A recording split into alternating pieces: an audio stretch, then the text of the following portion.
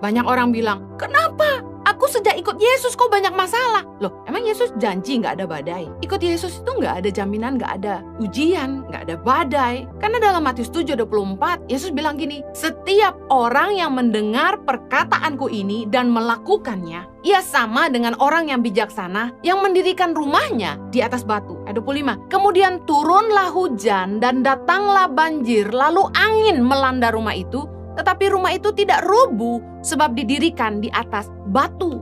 Bayangkan, apakah lalu kalau kita hidup dalam firman Tuhan lalu tidak ada ujian? Yesus sudah bilang, Yesus sudah ngomong. Kasarnya tuh kita ngomong gini, ngomong yang jelek-jeleknya dulu aja deh. Nah, Yesus tuh bukan orang yang janji-janji sama kita, muluk-muluk sampai kita lupa bahwa sebenarnya Yesus itu udah ngomong yang harus kita lakukan. Orang yang mendengar perkataanku dan melakukannya, mereka orang-orang yang bijaksana. Apakah lalu mereka sudah lakukan firman tidak ada masalah? Yesus bilang akan turunlah hujan, datanglah banjir, lalu angin melanda rumah itu. Bicara hidup kita akan diterpa dengan banyak ujian, masalah, cobaan, pergumulan, jodoh nggak datang-datang, keturunan nggak dapet-dapet, bisnis sulit sekali maju, dan lain sebagainya. Tapi orang yang sungguh-sungguh punya iman, imannya nggak akan rubuh. Dia akan tetap berdiri teguh. Dia akan bilang Yesus baik selama-lamanya, Tuhan baik. Tiba-tiba kita didiagnosa dokter, kita punya penyakit. Kita enggak kehilangan iman. Kita tetap percaya bahwa Tuhan sanggup sembuhkan, bahwa tidak ada yang mustahil bagi Tuhan. Jangan cepat menghakimi orang ketika mereka diterpa masalah, ketika mereka sedang menghadapi ujian iman, mereka tiba-tiba mendapat kabar penyakit ini, penyakit itu. Usaha mereka mungkin tidak jalan, bahkan mungkin mengalami kerugian. Jangan cepat menghakimi orang. Mari berdoalah buat mereka supaya iman mereka tetap teguh. Jadilah sahabat yang tetap berdiri teguh di samping mereka, menguatkan dan menolong mereka. Jangan cuma jadi orang yang suka komentar aja. Karena Yesus bilang, orang yang mendengar perkataanku dan melakukannya, kemudian turunlah hujan, datanglah banjir, angin melanda rumah itu. Justru yang memuji iman kita, yang menempa iman kita adalah ujian hidup. Yang membuat iman kita semakin teguh adalah setiap pergumulan yang datang dalam hidup kita. Apakah iman kita tetap berdiri teguh? Itu yang membuktikan apakah kita hidup di dalam firman atau tidak. Taat itu butuh korban. Matius 10 ayat 37. Firman Tuhan berkata gini, Yesus bilang, barang siapa mengasihi bapa atau ibunya lebih daripadaku, ia tidak layak bagiku.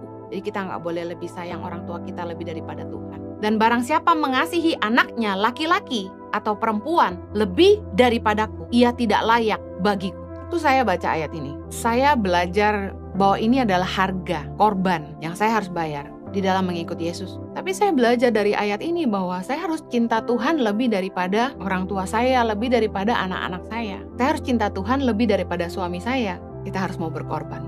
Kalau kita sungguh-sungguh percaya sama Tuhan. Taat itu butuh korban. Lukas 9 ayat 24. Karena barang siapa mau menyelamatkan nyawanya, ia akan kehilangan nyawanya. Tetapi barang siapa kehilangan nyawanya karena aku, ia akan menyelamatkannya. Kalau kita lihat dari ayat ini, Yesus tidak menjanjikan kenyamanan. Mengikut Yesus itu penuh tantangan. Kesetiaan kita yang akan membuktikan iman kita. Ketika kita digoncang menghadapi tantangan, kita tetap setia sama Tuhan. Itu yang membuktikan iman dan kasih kita kepada Tuhan. Matius 24 ayat 6-14. Dengar ini baik. Kamu akan mendengar deru perang atau kabar-kabar tentang perang. Namun, berawas-awaslah. Jangan kamu gelisah, sebab semuanya itu harus terjadi, tetapi itu belum kesudahannya. Sebab bangsa akan bangkit melawan bangsa, dan kerajaan melawan kerajaan. Akan ada kelaparan dan gempa bumi di berbagai tempat. Akan tetapi semuanya itu barulah permulaan penderitaan menjelang zaman baru. Pada waktu itu kamu akan diserahkan supaya disiksa, dan kamu akan dibunuh dan akan dibenci semua bangsa oleh karena namaku. Dan banyak orang akan murtad dan mereka akan saling menyerahkan dan saling membenci. Banyak nabi palsu akan muncul dan menyesatkan banyak orang. Dan karena makin bertambahnya kedurhakaan, maka kasih kebanyakan orang akan menjadi dingin. Tetapi orang yang bertahan sampai pada kesudahannya akan selamat. Dan Injil kerajaan ini akan diberitakan di seluruh dunia menjadi kesaksian bagi semua bangsa. Sesudah itu barulah tiba kesudahannya. Saudara sadar nggak, bukankah hari ini YouTube, sosial media, dunia maya telah membuka akses untuk Injil diberitakan tanpa batas. Hari ini platform YouTube, sosial media memberi akses untuk semua orang mendengar Injil, mendengar kabar baik. Dan firman Tuhan berkata, Injil kerajaan ini akan diberitakan ke seluruh dunia, menjadi kesaksian bagi semua bangsa. Sesudah itu barulah tiba kesudahannya. Bukankah kita dengar perang di sana sini?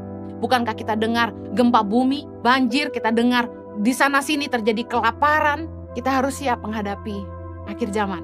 Orang yang bertahan sampai pada kesudahannya akan selamat. Jangan cari aman. Anda tidak akan bertumbuh dalam iman dan Anda tidak akan bertahan. Izinkan tantangan, penderitaan dan kesulitan hidup menempa imanmu. Peganglah firman Tuhan dan jadilah kuat.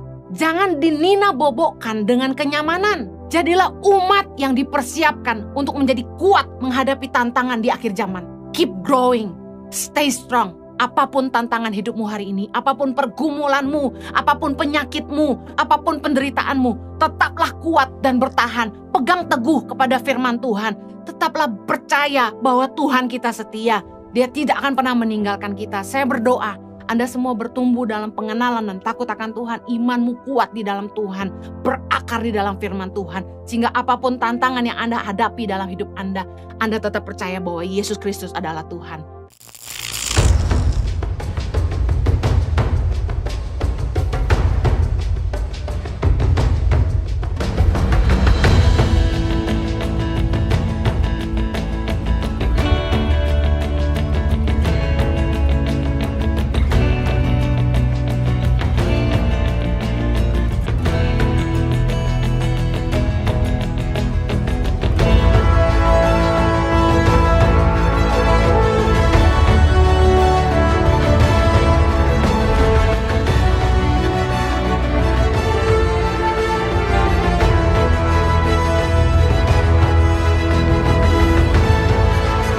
Cerita anak pedalaman dalam meraih mimpi dan mengejar cita-cita bersama Tangan Pengharapan.